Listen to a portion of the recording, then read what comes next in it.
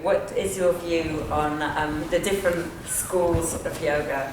Do you think it's a one size fits all? No.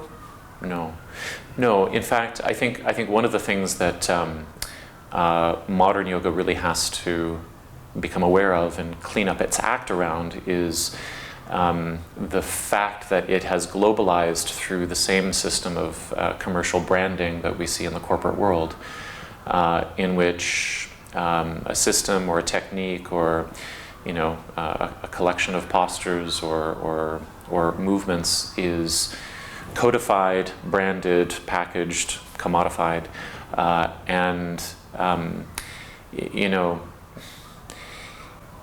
if yoga is about disrupting patterns, then we have to really ask ourselves whether or not the thing that's packaged, the thing that is framed in terms of, this is exactly what we're going to do, this is our lineage, then I think we have to look carefully at that.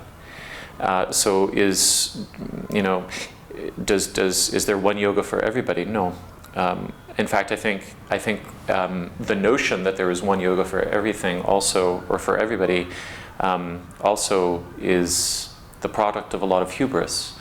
I think of John Friend, for example, who, because of a set of personal revelations with regard to how posture seemed to work for him, comes up with 5 universal principles of alignment, which he then travels around the world for 10 years and claims will cure anybody of anything, basically, will help any human being find their optimal blueprint.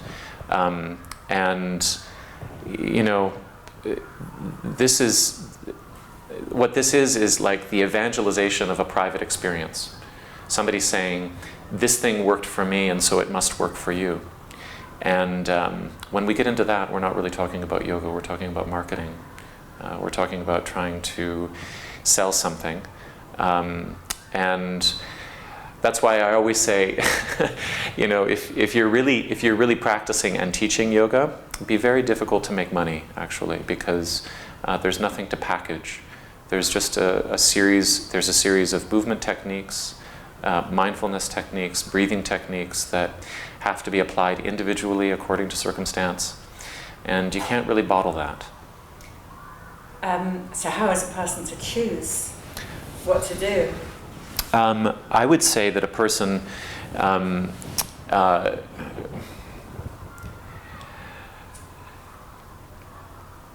I would say something that a traditionalist would be horrified at, which is that a person should shop around. Many people will say, in fact, in the Ashtanga system, they say, if you dig many different holes, you'll never hit water. But if you dig at the same hole over and over and over again, or deeply enough, you will find water. And, if we live in a parched landscape, we want to hit water. But at the same time, I think it's very important to understand that each particular stream of postural yoga that's on offer in the global marketplace has its own benefits and its limitations. People are having wonderful experiences in all of them, and people are getting hurt in all of them as well. There are many reasons for why people get hurt in asana, but I think whenever you have a closely defined movement vocabulary that doesn't really do a lot of exploring or a lot of cross-training, it's going to come up against limitations. And so I would advise the student to just ask themselves, if they're doing something repetitive, if they're doing something that seems to be similar every day, does that give them a sense of groundedness? And if so, that's great. But on top of that groundedness, does it perhaps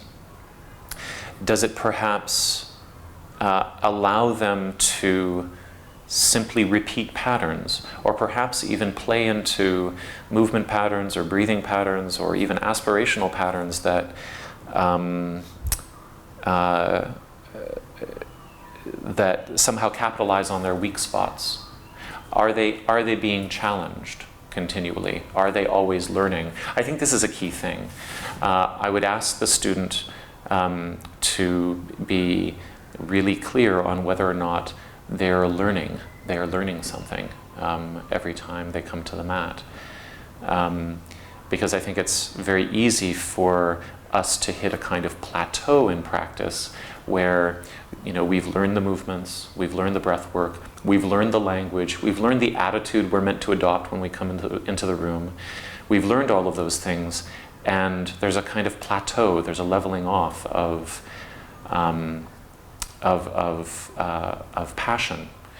And if a person feels that, I would encourage them to continue looking, to add something else, to continue to learn.